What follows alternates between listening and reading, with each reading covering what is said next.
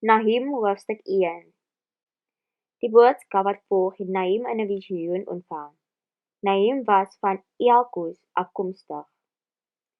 Die Here is 'n God wat absolute realiteit vra. Hy is vol wraak en woede. Hy wreek hom op al sy teenstanders en vernietig sy vyande. Die Here word stadig kwaad, maar sy krag is groot. Hy laat skuldiges nie ongestraf nie. Hy kom in whirlwinde en storms, wolke is die stof onder sy voete.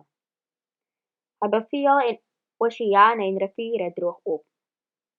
Die groen weivelde van Bashan en Karmel verdroog, die botsels van Libanon verdor. Berge skud in sy teenwoordigheid en die heuwel smelt weg. Hy laat die aarde bewe, so ook die wêreld en die mense wat dit bewoon. Wie is bestand teen sy woede? Wie sal die gloed van sy toorn oorleef? Sy woede brand soos 'n vuur, rotse verkrummel voor hom tot stof. Die Here is goed. In tye van nood is hy 'n veilige vesting. Hy beskerm elke mens wat op hom vertrou, maar hy tref die wat teen hom in opstand kom soos 'n vloedgolf. Hy agtervolg sy vyande, die donkerte in. Hoekom beraam julle planne teen die Here? Hy sal dit op niks laat uitloop nie. Daar sal nie weer so 'n bedreiging kom nie. Sy vyande is soos vervlegte dorings, soos slingerende dronkaards, maar hy sal hulle soos droë strooi verbrand. Wie is hierdie koning van julle wat durf waag om bose planne teen die Here te beraam?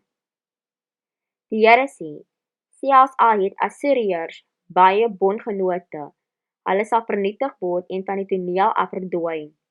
My volk, ek het julle alreeds tevore gestraf, maar ek sal dit nie weer doen nie. Ek breek nou die juk wat julle onderdruk en bevry julle van hulle oorheersing. Dit sê die Here vir die Assiriërs, julle sal nie kinders hê wat julle naam laat voortleef nie. Al die beelde in julle afgodstempels sal ek vernietig.